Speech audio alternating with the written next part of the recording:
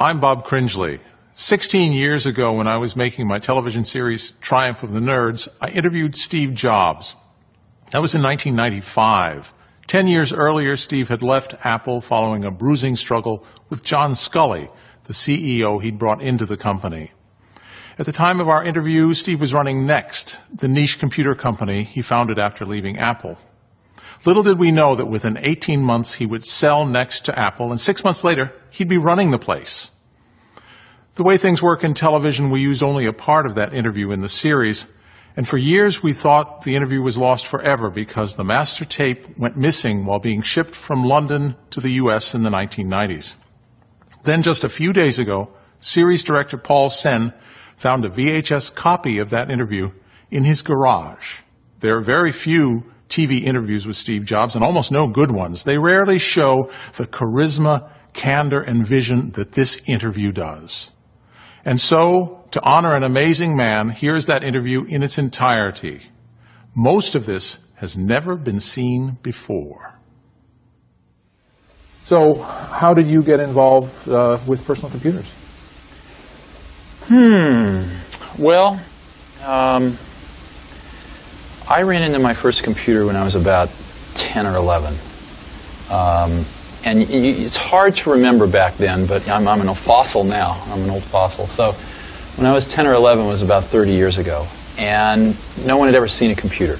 To the extent that they'd seen them in movies, and there were these big boxes with whirring. For some reason, they fixated on the tape drives as being the icon of what the computer was, or flashing lights somehow. And so nobody had ever seen one. They're very mysterious, very powerful things that did something in the background. And so to see one and actually get to use one was a real privilege back then. And I got into NASA, Ames Research Center down here, and I got to use a time-sharing terminal. So I didn't actually see the computer, but I saw a time-sharing terminal. And in those days, again, it's hard to remember how primitive it was. There was no such thing as a computer with a graphics video display. It was literally a printer. It was a teletype printer with a keyboard on it. So you would keyboard these commands in, and then you would wait for a while, and then the thing would go and it would tell you something out. But even with that, it was still remarkable, especially for a 10-year-old, that you could write a program in BASIC, let's say, or Fortran, and actually this machine would sort of take your idea and it would sort of execute your idea and give you back some results. And if they were the results that you predicted, your program really worked. It was an incredibly thrilling experience. So I became very captivated by a computer. And a computer to me was still a little mysterious because it was at the other end of this wire, and I'd never really seen the actual computer itself. And then I got tours of computers after that and saw the insides. And then I was part of this group at Hewlett-Packard. When I was 12, I called up Bill Hewlett, who lived in Hewlett-Packard at the time. And again, this dates me, but there was no such thing as an unlisted telephone number then, so I could just look in the book and looked his name up. And he answered the phone, and I said, "Hi, my name's Steve Jobs. You don't know me, but I'm 12 years old, and I'm building a frequency counter, and I'd like some spare parts." And so he talked to me for about 20 minutes. I'll never forget it as long as I live. And he gave me the parts, but he also gave me a job working at Hewlett-Packard that summer. And I was 12 years old. And that really made a remarkable influence on me. Hewlett-Packard was really the only company I'd ever seen in my life at that age. And it formed my view of what a company was and how well they treated their employees. You know, at that time, I mean, they didn't know about cholesterol back then, but at that time they used to bring a big cart full of donuts and coffee out at 10 o'clock every morning. Everybody would take a coffee and donut break, and just little things like that. It was clear that the company the company recognized that its true value was its employees. So anyway, things led to things with Hewlett-Packard, and I started going up to their Palo Alto research labs every Tuesday night with a small group of people to meet some of their researchers and stuff. And I saw the first desktop computer ever made, which was the Hewlett-Packard 9100. It was about as big as a suitcase, but it actually had a small cathode ray tube display in it. and it was completely self-contained. There was no wire going off behind the curtain somewhere. And I fell in love with it. And you could program it in BASIC and APL. And I would just, for hours, you know, get a ride up to Hewlett-Packard and just hang around that machine and write programs for it. And so that was the early days. And I met Steve Wozniak around that time, too. Maybe a little earlier, when I was about 14, 15 years old. And we immediately hit it off. He was the first person I'd met that knew more about electronics than I did. And so I liked him a lot. And he was maybe 5 years older than I. He'd gone off to college and gotten kicked out for pulling pranks, and was living with his parents and going to the Deanne's, the local junior college. So we became fast friends and started doing projects together. We read about the story in Esquire magazine about this guy named Captain Crunch, who could supposedly make free telephone calls. You've heard about this, I'm sure. And we were captivated. How could anybody do this? And we thought it must be a hoax. And we started looking through the libraries, looking for the secret tones that would allow you to do this.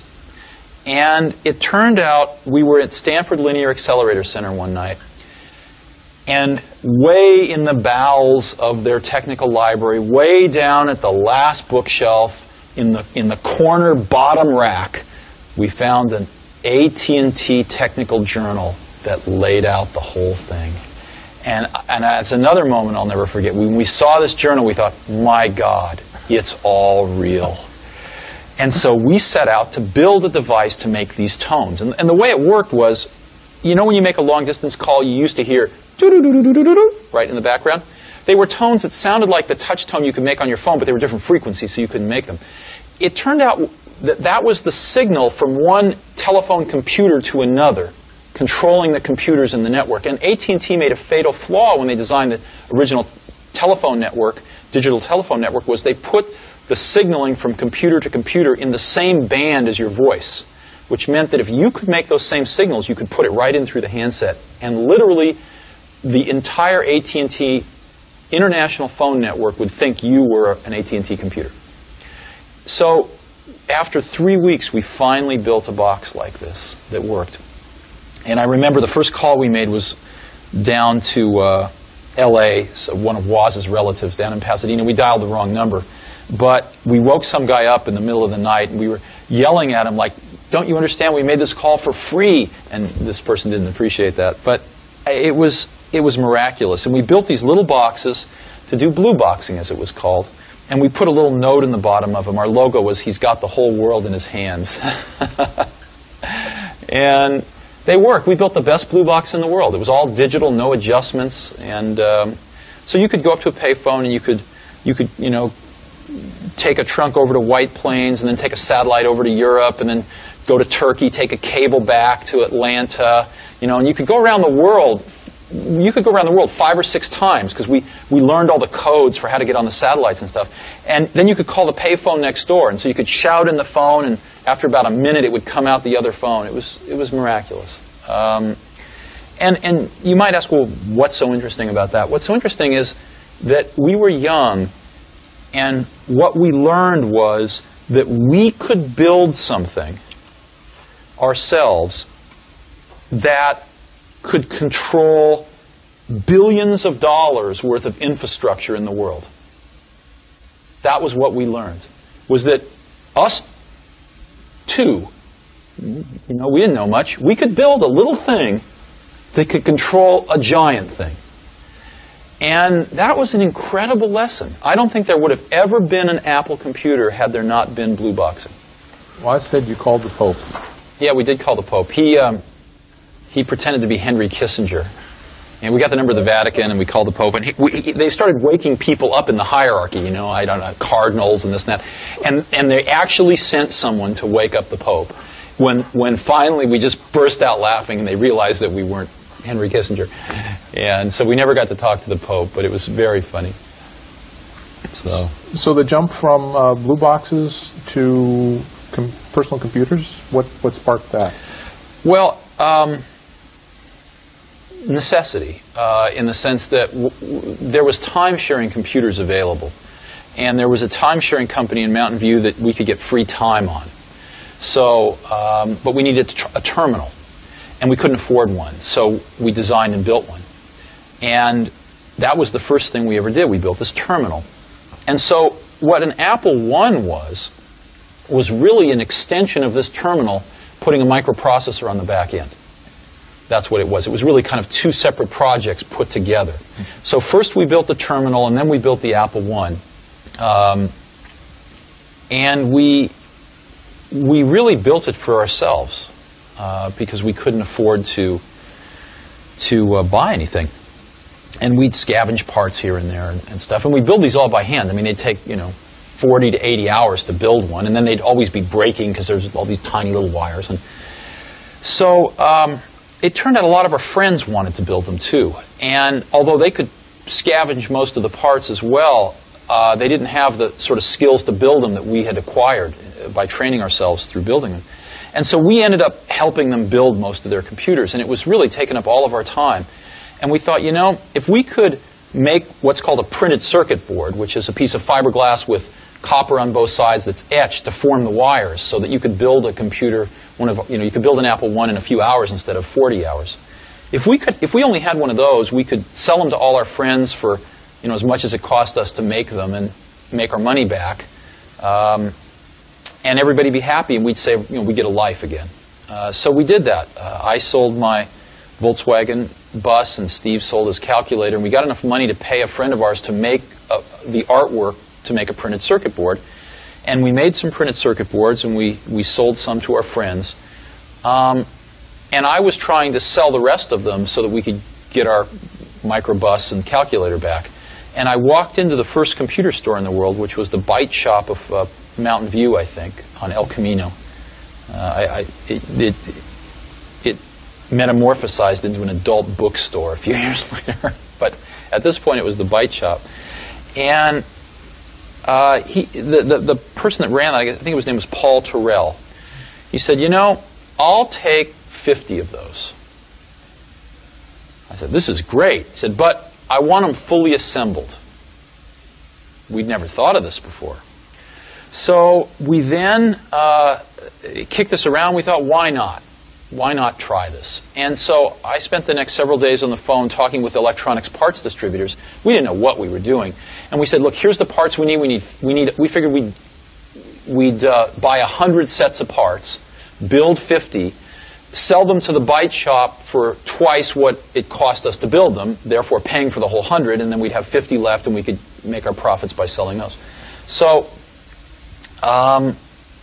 we convinced these distributors to give us the parts on net 30 days credit. We had no idea what that meant. Net 30, sure, sign here. And so we had 30 days to pay them. And so we bought the parts, we built the products, and we sold 50 of them to the Byte Shop in Palo Alto and got paid in 29 days, and then went and paid off the parts people in 30 days. And so we were in business. But we had the classic Marxian profit realization crisis, in that our profit wasn't in a liquid currency. Our profit was in 50 computers sitting in the corner. So then all of a sudden we had to think, wow, how are we going to realize our profit? And so we started thinking about distribution. Are there any other computer stores? And we started calling the other computer stores that we'd heard of across the country, and we just kind of eased into business that way. The third key figure in the creation of Apple was former Intel executive Mike Markkula. I asked Steve how he came aboard. We were designing the Apple II, and we really had some much higher ambitions for the Apple II. Woz's ambitions were he wanted to add color graphics. My ambition was that it was very clear to me that while there were a bunch of hardware hobbyists that could assemble their own computers, or at least take our board and add the transformers for the power supply and the case and the keyboard and go get et cetera, go get the rest of the stuff. For every one of those, there were 1,000 people that couldn't do that but wanted to mess around with programming. Software hobbyists. Just like I had been when I was, 10, discovering that computer. And so my dream for the Apple II was to sell the first real packaged computer, packaged personal computer, where you didn't have to be a hardware hobbyist at all. And so combining both of those dreams, we actually designed the product. And I found a designer, and we designed the packaging and everything.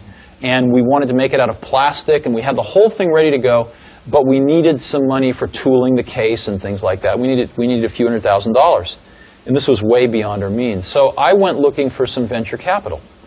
And I ran across one venture capitalist named Don Valentine, who came over to the garage, and he later said I looked like a renegade from the human race. That was his famous quote. And he said he wasn't willing to invest in us, but he recommended a few people that might, and one of them was Mike Markkula. So I called Mike on the phone, and Mike came over, and Mike had retired at about 30 or 31 from Intel. He was a product manager there and gotten a little bit of stock, and made like $1 million on stock options, which at that time was quite a lot of money. And he'd been investing in oil and gas deals and kind of staying home and doing that sort of thing. And he, I think, was kind of antsy to get back into something. And Mike and I hit it off very well. And so Mike said, okay, I'll invest after a few weeks. And I said, no, we don't want your money. We want you. So we convinced Mike to actually throw in with us as an equal partner. And so Mike put in some money, and Mike put in himself. And the three of us went off, and we took this design that was virtually done with the Apple II and tooled it up and announced it a few months later at the West Coast Computer Fair. What was that like? It was great. We got the best. I mean, the West Coast Computer Fair was small at that time, but to us it was very large. And so we had this fantastic booth there. We had a projection television showing the Apple II and showing its graphics, which today look very crude, but at that time were by far the most advanced graphics on a personal computer. And I think, my recollection is we stole the show. And a lot of dealers and distributors started lining up, and we were off and running. How old were you? 21.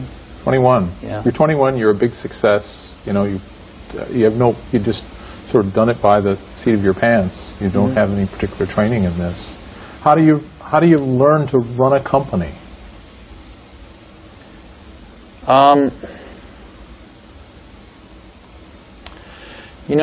Throughout the years in business, I found something, which was I'd always ask why you do things. And the answers you invariably get are, oh, that's just the way it's done. Nobody knows why they do what they do. Nobody thinks about things very deeply in business. That's what I found. I'll give you an example. When we were building our Apple I's in the garage, we knew exactly what they cost. When we got into a factory in the Apple II days, the accounting had this notion of a standard cost, where you'd kind of set a standard cost, and then at the end of a quarter, you'd adjust it with a variance. And I kept asking, well, why do we do this? And the answer was, well, that's just the way it's done. And after about 6 months of digging into this, what I realized was the reason you do it is because you don't really have good enough controls to know how much it costs, so you guess, and then you fix your guess at the end of the quarter. And the reason you don't know how much it costs is because your information systems aren't good enough. But nobody said it that way. And so later on, when we designed this automated factory for Macintosh, we were able to get rid of a lot of these antiquated concepts and know exactly what something cost to the second. So in business, a lot of things are, I call it folklore. They're done because they were done yesterday and the day before. And so what that means is if you're willing to sort of ask a lot of questions and think about things and work really hard, you can learn business pretty fast. It's not the hardest thing in the world. Not rocket science. It's not rocket science, no. Now, when you were first coming in contact with these computers, inventing them, and before that working on the HP 9100, we talk about writing programs. Mm-hmm. What sort of programs? What do people actually do with these things?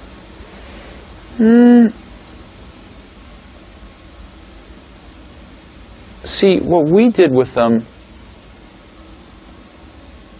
well, I'll give you a simple example. When we were designing our Blue Box, we wrote a lot of custom programs to help us design it. and to do a lot of the dog work for us in terms of calculating master frequencies with subdivisors to get other frequencies and things like that. We used the computer quite a bit to calculate, how much error we would get in the frequencies and how much could be tolerated. So we used them in our work, but much more importantly, it had nothing to do with using them for anything practical. It had to do with using them to be a mirror of your thought process, to actually learn how to think. In other words, I think the greatest value of learning I think everybody in this country should learn how to program a computer, should learn a computer language, because it teaches you how to think. It's like going to law school. I don't think anybody should be a lawyer, but I think going to law school would actually be useful because it teaches you how to think in a certain way, in the same way that computer programming teaches you in a slightly different way how to think. And so I view computer science as a liberal art. It should be something that everybody takes a year in their life. One of the courses they take is, learning how to program. Yeah, but I learned APL, which, obviously is part of the reason why I'm going through life sideways. Well, was it? Do you look back and consider it an enriching experience that taught you to think in a different way, or not? No, not that particularly. Okay. Not other languages, perhaps more so. Yeah. But I started with APL. Uh-huh. Obviously, the Apple II was a terrific success. Yeah. Just incredibly so, and the company grew like Topsy, and eventually went public, and you guys got really rich. What's it like to get rich? It's very interesting. I was worth about over $1 million when I was 23, and over $10 million when I was 24, and over $100 million when I was 25. And it wasn't that important because I never did it for the money.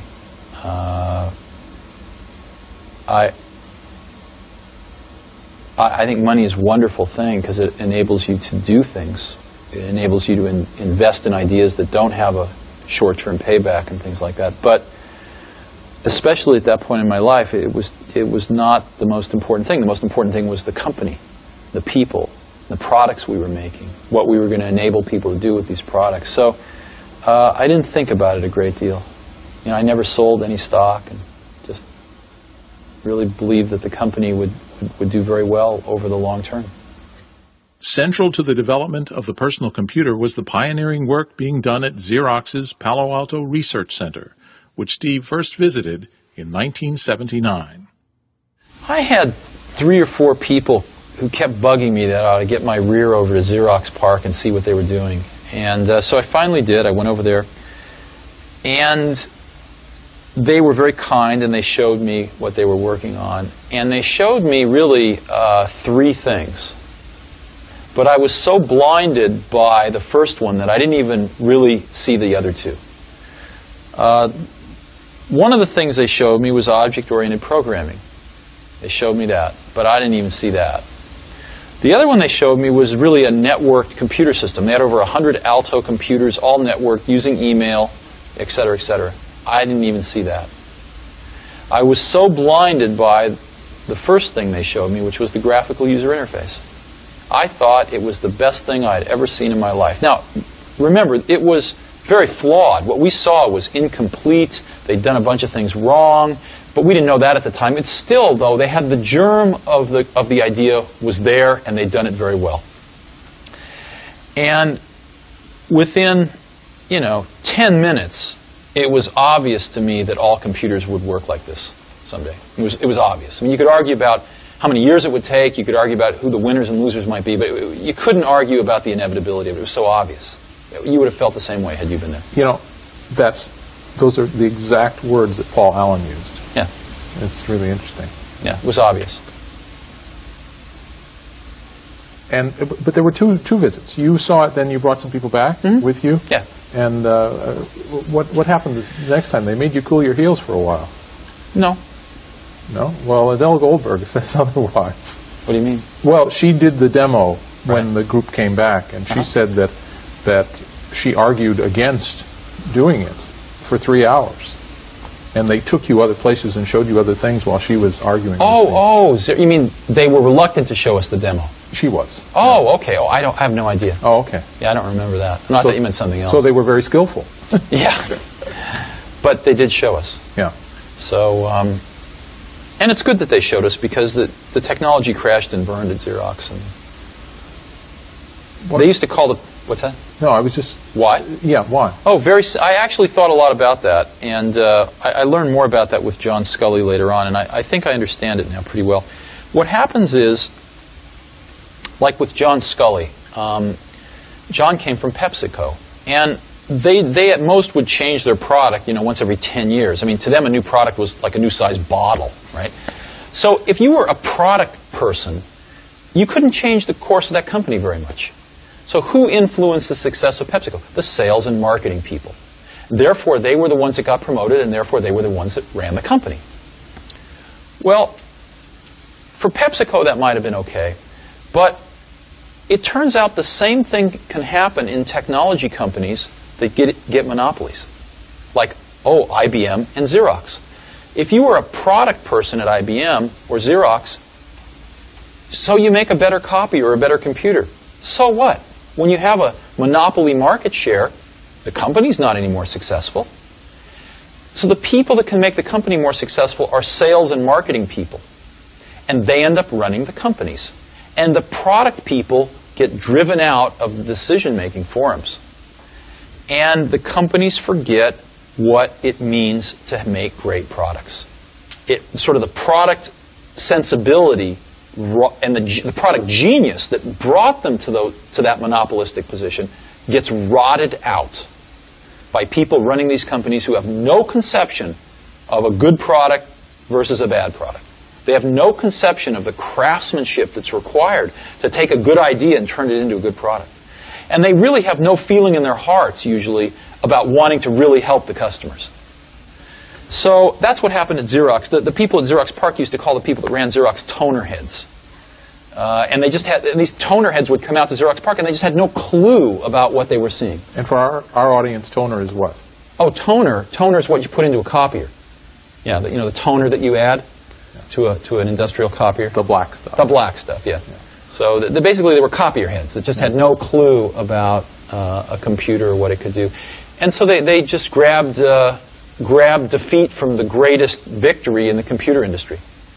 Xerox could have owned the entire computer industry today.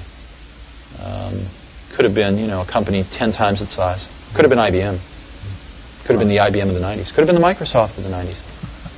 So, but anyway, that's all ancient history. It doesn't really matter anymore. Sure. You mentioned IBM. When IBM entered the market, was that a daunting thing for you at Apple? Oh, sure. Here was Apple, a $1 billion company, and here was IBM at that time, probably about a 30-some-odd billion-dollar company entering the market. Sure it was. It was very scary. We made a very big mistake, though. IBM's first product was terrible. It was really bad. And we made a mistake of not realizing that a lot of other people had a very strong vested interest in helping IBM make it better. So if it had just been up to IBM, they would have crashed and burned. But IBM did have, I think, a genius in their approach, which was to have a lot of other people have a vested interest in their success. And that's what saved them in the end. So you came back from visiting Xerox PARC with a vision. Mm-hmm. And how did you implement the vision? Well, I got our best people together and started to get them working on this.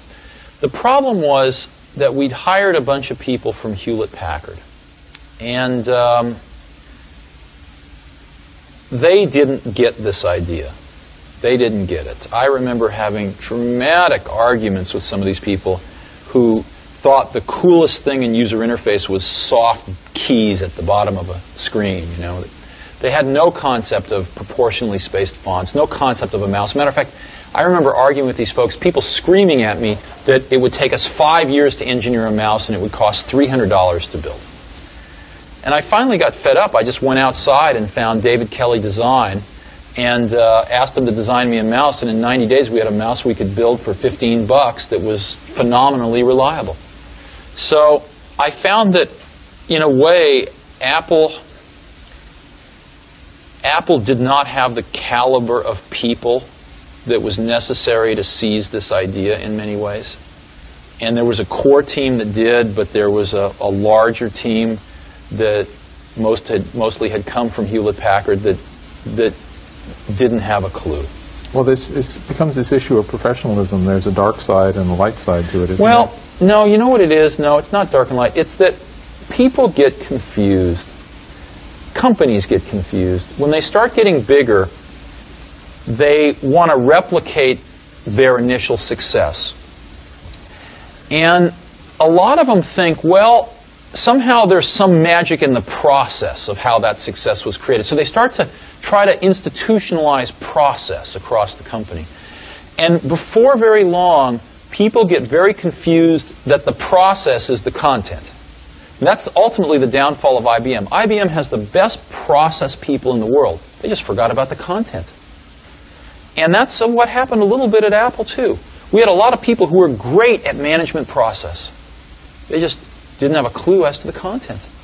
And in my career, I found that the best people, are the ones that really understand the content, and they're a pain in the butt to manage.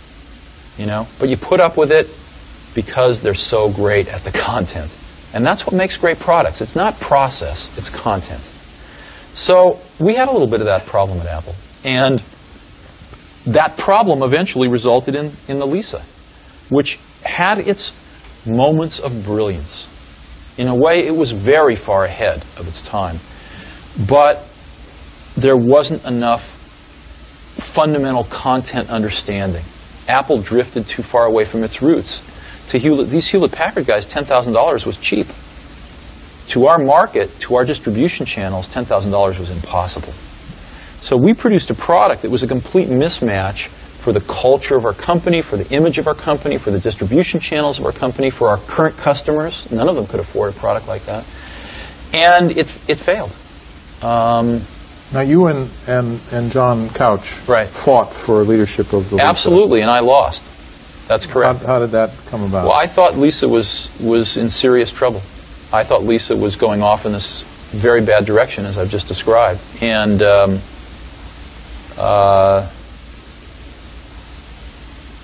I could not convince enough people in the senior management of Apple that was the case. And we ran the place as a team for the most part. So I lost. And at that point in time, I brooded for a few months. But it was not very long after that it really occurred to me that if we didn't do something here, the Apple II was running out of gas. And we needed to do something with this technology fast, or else Apple might cease to exist as the company that it was. And so I formed a small team to do the Macintosh. And, we were on a mission from God, to save Apple. No one else thought so, but it turned out we were right. And as we evolved the Mac, it became very clear that this was also a way of reinventing Apple. We reinvented everything. We reinvented manufacturing. I visited probably 80 automated factories in Japan, and we built the world's first automated computer factory in the world in California here. So we adopted the 68,000 microprocessor that Lisa had. We negotiated a price that was a fifth of what Lisa was going to pay for it because we were going to use it in much higher volume. And we really started to design this product that could be sold for $1,000 called the Macintosh. And we didn't make it. We could have sold it at $2,000, although we came out at $2,500. And we spent 4 years of our life doing that. We built the product. We built the automated factory, the machine to build the machine. We built a completely new distribution system. We built a completely different marketing approach. And I think it worked pretty well. Now, you motivated this team. I mean, you had to guide them. We had to build the team. Yeah, we build a team, motivate it, guide them, deal with them. We've interviewed just lots and lots of people from the Macintosh team. Good. And what it keeps coming down to is your passion, your vision, and how do you order your priorities in there? What's important to you in the development of a product?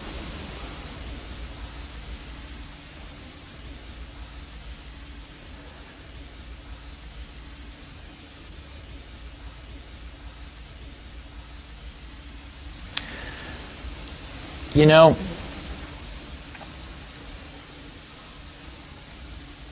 one of the things that really hurt Apple was after I left, John Sculley got a very serious disease. And that disease, I've seen other people get it too. It's the disease of thinking that a really great idea is 90% of the work.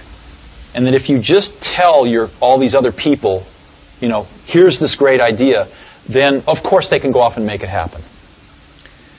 And the problem with that is that there's just a tremendous amount of craftsmanship in between a great idea and a great product. And as you evolve that great idea, it changes and grows. It never comes out like it starts, because you learn a lot more as you get into the subtleties of it. And you also find there's tremendous trade-offs that you have to make. I mean, you know, there are just certain things you can't make electrons do. There are certain things you can't make plastic do or glass do. And as you get into, or factories do, or robots do. And as you get into all these things, designing a product is keeping 5,000 things in your brain, these concepts, and fitting them all together in kind of continuing to push to fit them together in new and different ways to get what you want. And every day you discover something new that is a new problem or a new opportunity to fit these things together a little differently. And it's that process that is the magic. And so we had a lot of great ideas when we started, but what I've always felt that a team of people doing something they really believe in is like when I was a young kid, there was a widowed man that lived up the street, and he was in his 80s. He's a little scary looking, and I got to know him a little bit. I think he might have paid me to mow his lawn or something. And one day he said, "Come on into my garage, I want to show you something." And he pulled out this dusty old rock tumbler. And it was a motor and a coffee can and a little, you know, band between them. And he said, "Come on with me." We went out to the back and we got some rocks, some regular old ugly rocks. And we put them in the can with a little bit of liquid and a little bit of grit powder. And we closed the can up, and he turned this motor on. He said, "Come back tomorrow." And his can was making a racket as the stones went around. And I came back the next day, and we opened the can, and we took out these amazingly beautiful polished rocks. The same common stones that had gone in through rubbing against each other like this, creating a little bit of friction, creating a little bit of noise, had come out these beautiful polished rocks. And that's always been, in my mind, my metaphor for a team working really hard on something they're passionate about, is that it's through the team, through that group of incredibly talented people, bumping up against each other, having arguments, having fights sometimes, making some noise, and working together, they polish each other. And they polish the ideas, and what comes out are these really beautiful stones. Yeah. So it's hard to explain, and it's certainly not the result of one person. I mean, people like symbols, so I'm the symbol of certain things. But it really was a team effort on the Mac. Now, in my life, I observed something fairly early on at Apple, which I didn't know how to explain it then, but I've thought a lot about it since. Most things in life, the dynamic range between average and the best is at most 2 to 1. Right? Like if you go to New York City and you get an average taxi cab driver versus the best taxi cab driver, you're probably going to get to your destination with the best taxi cab maybe 30% faster. In an automobile, what's the difference between an average and the best? Maybe, 20%. The best CD player and an average CD player, 20%. So 2 to 1 is a big, big dynamic range in most of life. In software, and it used to be the case in hardware too, the difference between average and the best is 50 to 1, maybe 100 to 1. Easy. Okay? Yeah. Very few things in life are like this, but what I was lucky enough to spend my life in is like this. And so I've built a lot of my success off finding these truly gifted people and not settling for B and C players, but really going for the A players. And I found something. I found that when you get enough A players together, when you go through the incredible work to find 5 of these A players, they really like working with each other because they've never had a chance to do that before. And they don't want to work with B and C players. And so it becomes self-policing. And they only want to hire more A players. And so you build up these pockets of A players, and it propagates. And that's what the Mac team was like. They were all A players. And these were extraordinarily talented people. So. But there are also people who now say that they don't have the energy anymore to work for you. Mm-hmm. Sure. Oh, I think if you talk to a lot of people on the Mac team, they will tell you it was the hardest they've ever worked in their life. Some of them will tell you it was the happiest they've ever been in their life. But I think all of them will tell you that it is certainly one of the most intense and cherished experiences they will ever have in their life. Mm-hmm. Yeah, they did. So, it's some of those things you are not sustainable for some people. What does it mean when you tell someone their work is shit? It usually means their work is shit. Sometimes it means I think your work is shit and I'm wrong. But usually it means their work is not anywhere near good enough. We have this great quote from Bill Atkinson who says, when you say someone's work is shit, you really mean, I don't quite understand it, would you please explain it to me? No, that's not usually what I meant.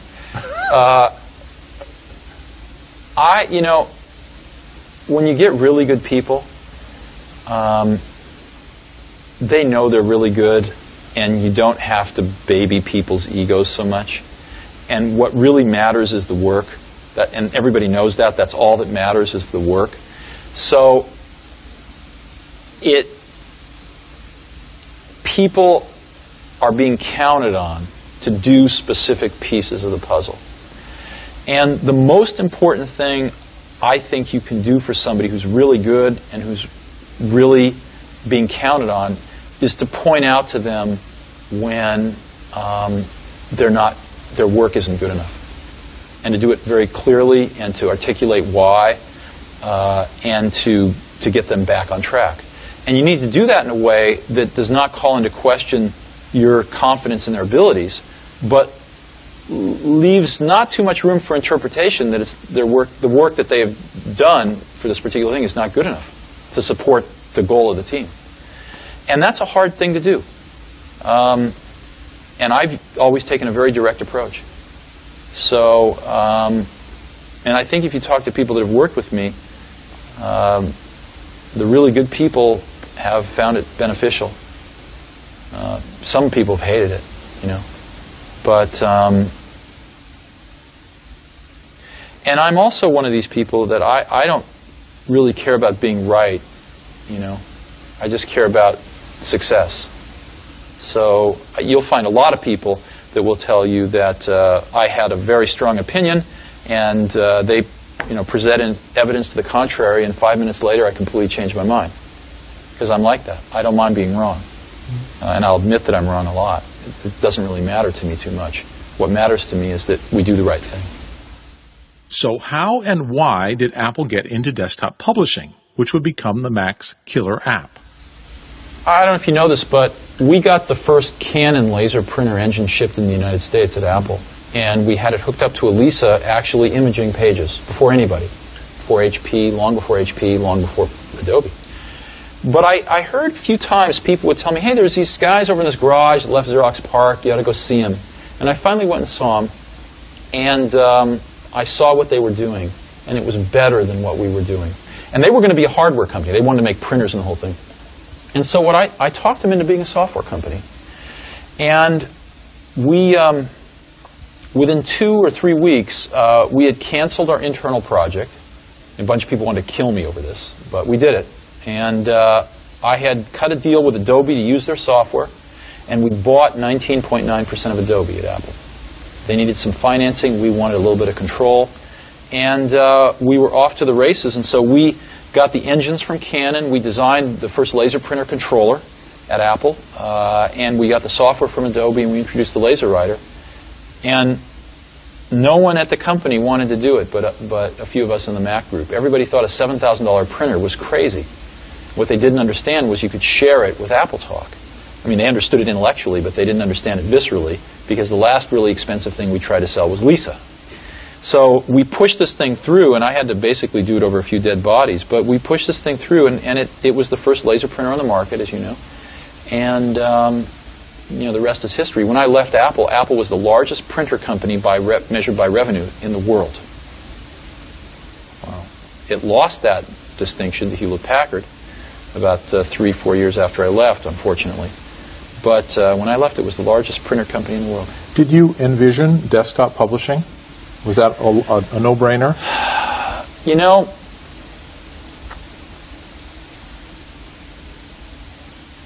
yes, but we also envisioned really the networked office. Mm-hmm. And so in January of 1995, when we had our annual meeting and introduced our new products, I made probably the largest marketing blunder of my career. 1985, sorry. Yeah.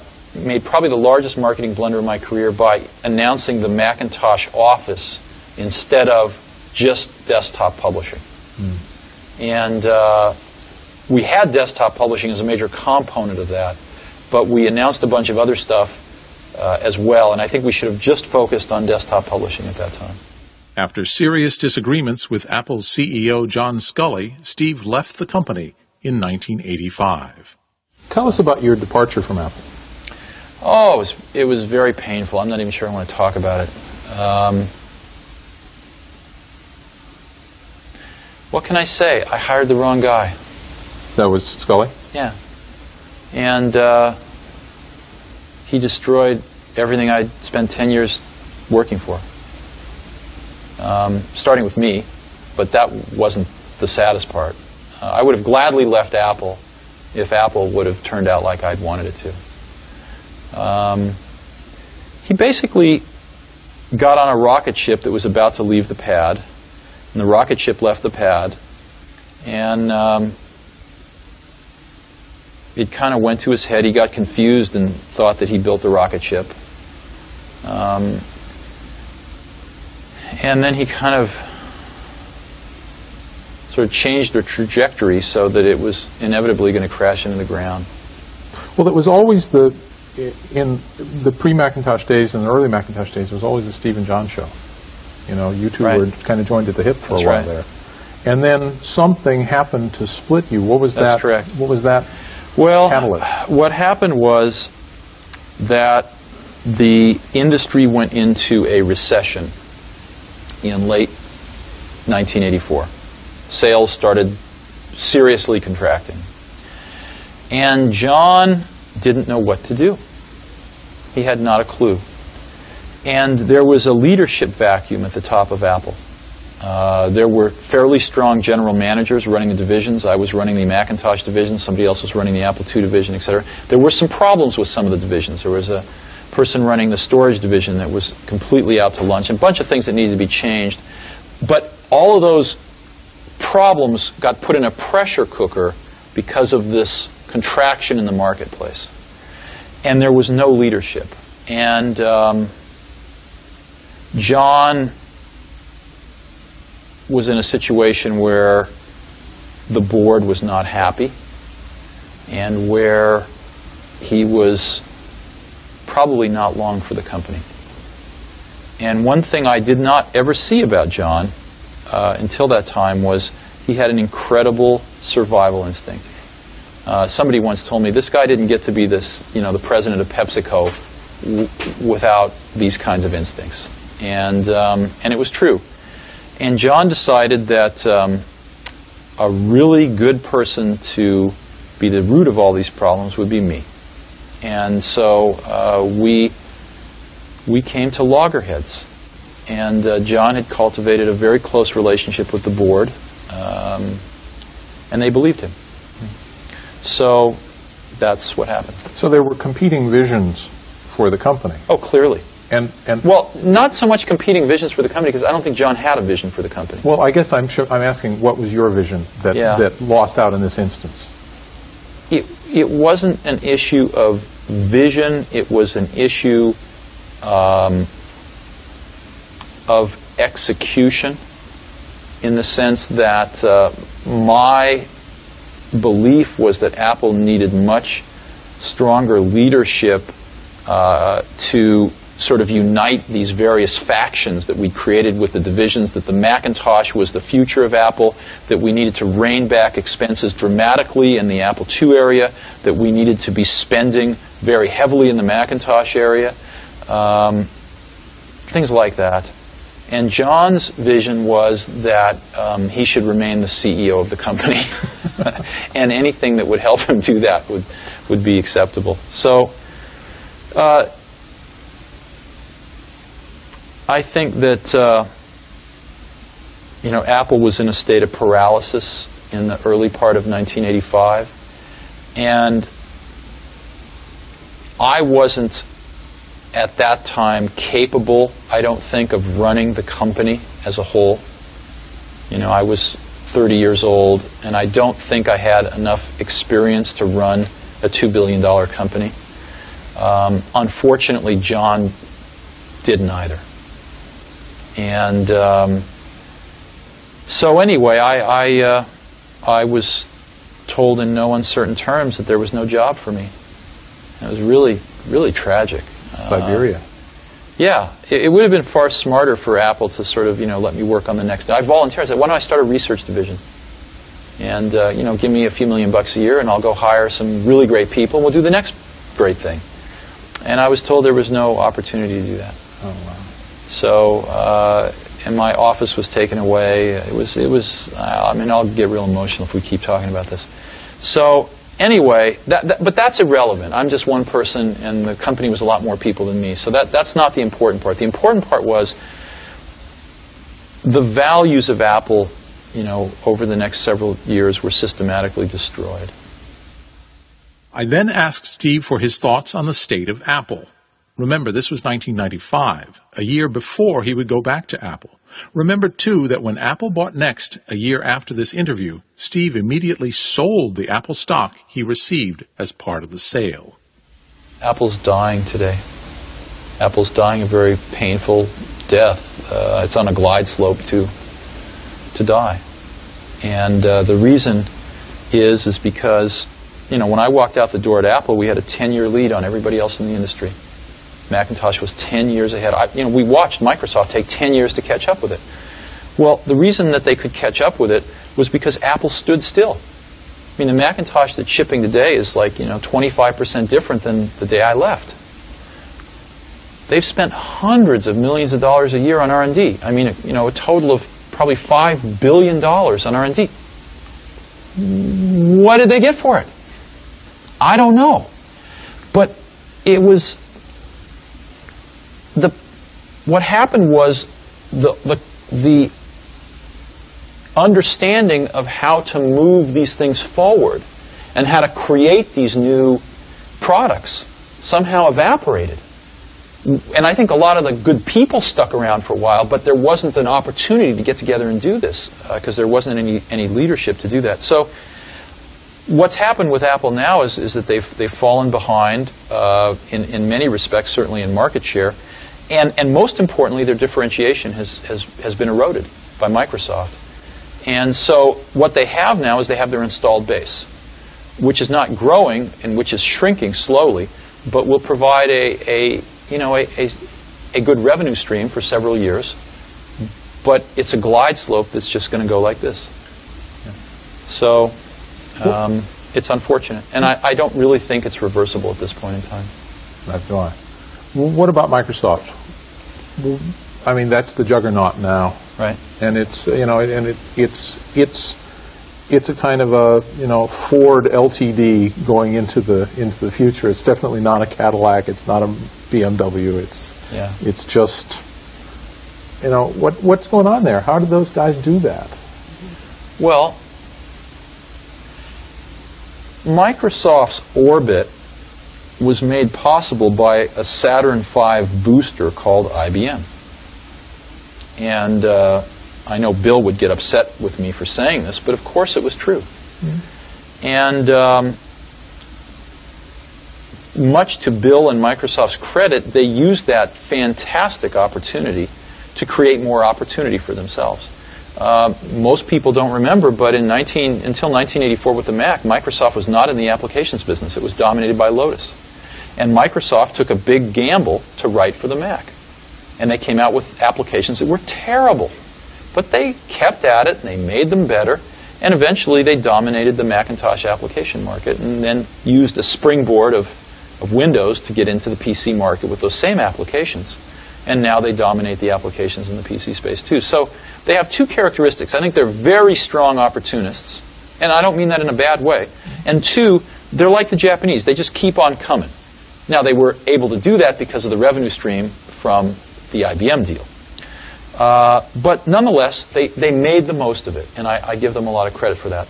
The only problem with Microsoft is they just have no taste. They have absolutely no taste, and what that means is, I don't mean that in a small way, I mean that in a big way, in the sense that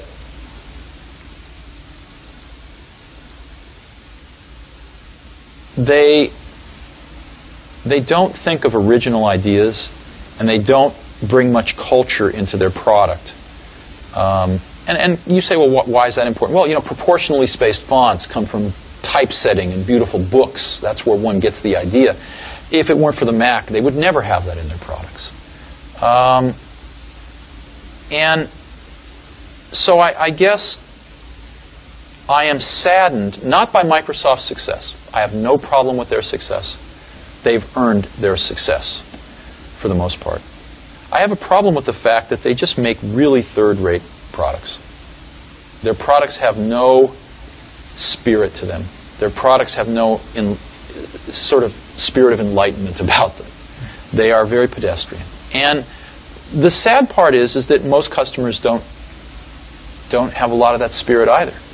But the way that we're going to ratchet up our species is to take the best and to spread it around to everybody so that everybody grows up with better things and starts to understand the subtlety of these better things. And Microsoft's just, it's McDonald's. So that's what saddens me. Not that Microsoft is one, but that Microsoft's products don't display more insight and more creativity. So what are you doing about it? Tell us about Next. Well, I'm not doing anything about it. Okay. Because Next is too small of a company to do anything about that. I'm just watching it. And there's really nothing I can do about it. Next, we talked about Next, the company Steve was running in 1995, which Apple was soon to buy. Next software would become the heart of the Mac in the form of OS X. You don't really want to hear about Next, do you? Yes, I do. You do? Okay.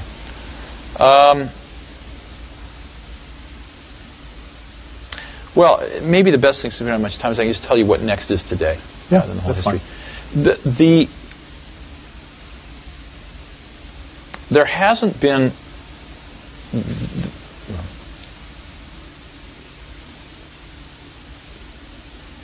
Clearly, the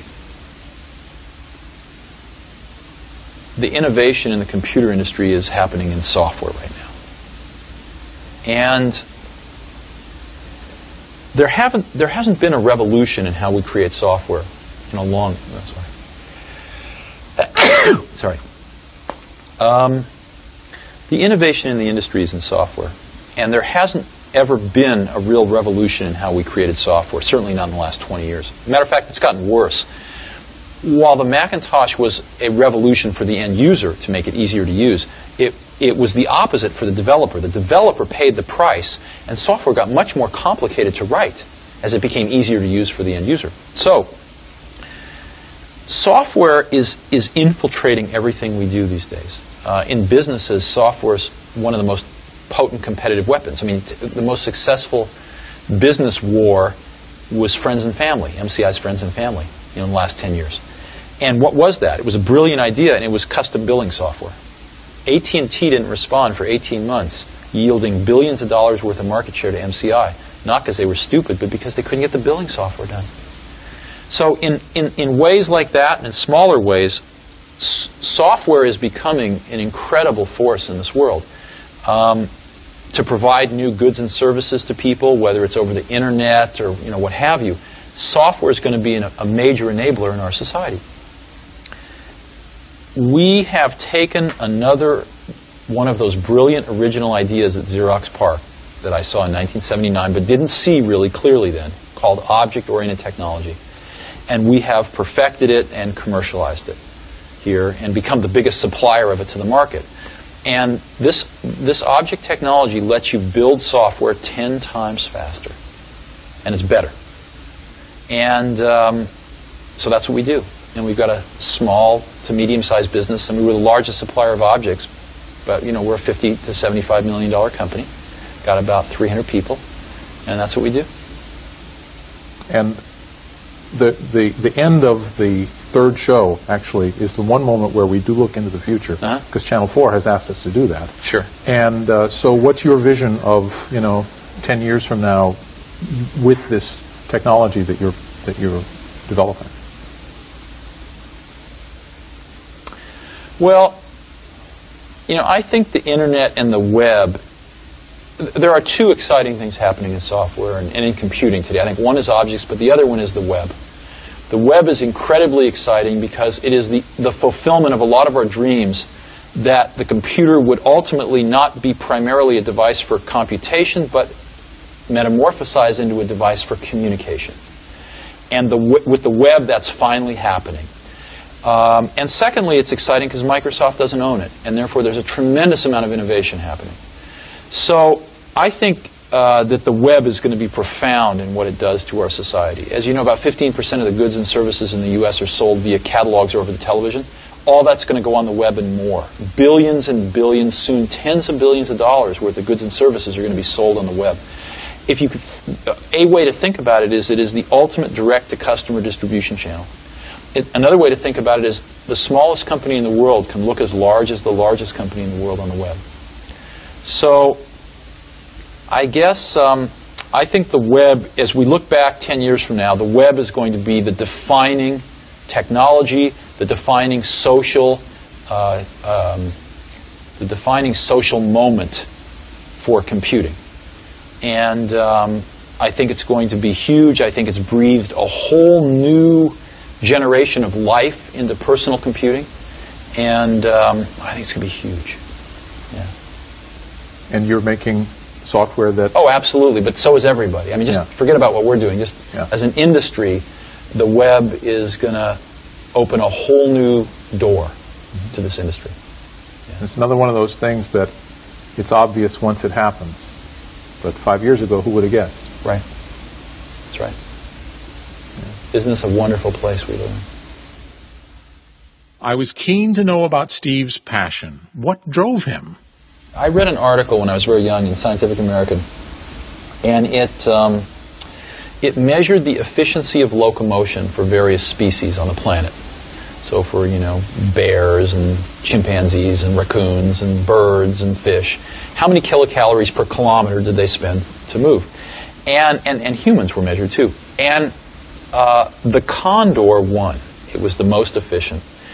And mankind, the crown of creation, came in with a rather unimpressive showing about a third of the way down the list. But somebody there had the brilliance to test a human riding a bicycle. Blew away the condor, all the way off the charts. And I remember this really had an impact on me. I really remember this, that humans are tool builders. And we build tools that can dramatically amplify our innate human abilities. And to me, we actually ran an ad like this very early at Apple, that the personal computer was the bicycle of the mind. And I believe that with every bone in my body, that of all the inventions of humans, the computer is going to rank near, if not at the top, as history unfolds and we look back. And it is the most awesome tool that we have ever invented. And I feel incredibly lucky to be at exactly the right place in Silicon Valley, at exactly the right time historically, where this invention has taken form. And as you know, when you set a vector off in space, if you can change its direction a little bit at the beginning, it's dramatic when it gets a few miles out in space. I feel we are still really at the beginning of that vector. And if we can nudge it in the right directions, it will be a much better thing as it progresses on. And I look, I think we've had a chance to do that a few times. And it brings, I think, all of us associated with it tremendous satisfaction. But how do you know what's the right direction?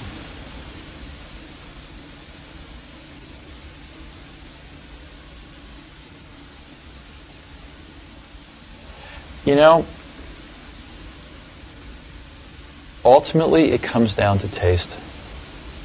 It comes down to taste.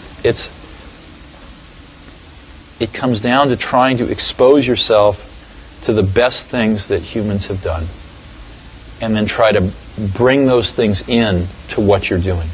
I mean, Picasso had a saying. He said, "Good artists copy, great artists steal."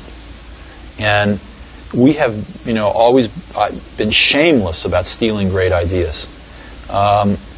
And I think part of what made the Macintosh great was that the people working on it were musicians and poets and artists and zoologists and historians who also happened to be the best computer scientists in the world. But if it hadn't been for computer science, these people would have all been, doing amazing things in life in other fields. And they brought with them, we all brought to this effort a very liberal arts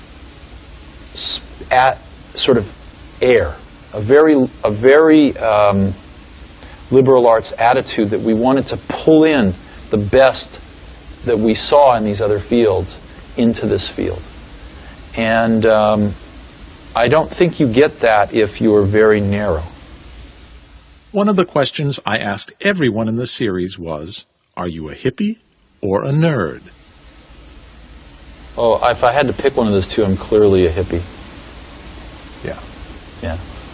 Okay, that in 30 and seconds. all the people I work with were clearly in that category too. Really? Yeah. Yeah. Yeah, why? I mean, is it you seek out hippies, or they are attracted to you?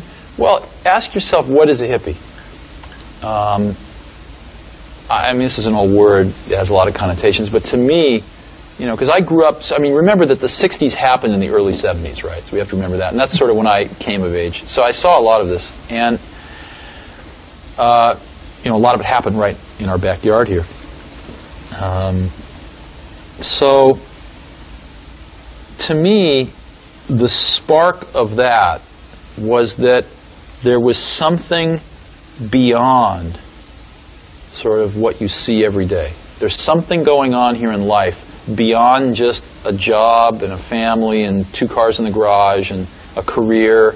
There's something more going on. There's another side of the coin that we don't talk about much, and we experience it when there's gaps, when we kind of just aren't really, when everything's not ordered and perfect, when there's kind of a gap, you experience this inrush of something.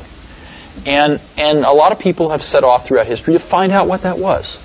Whether it's Thoreau or whether it's, some Indian mystics or whoever it might be. And the hippie movement got a little bit of that, and they wanted to find out what that was about. And that life wasn't about what they saw their parents doing. And of course the pendulum swung too far the other way, and it was crazy. But there was a germ of something there.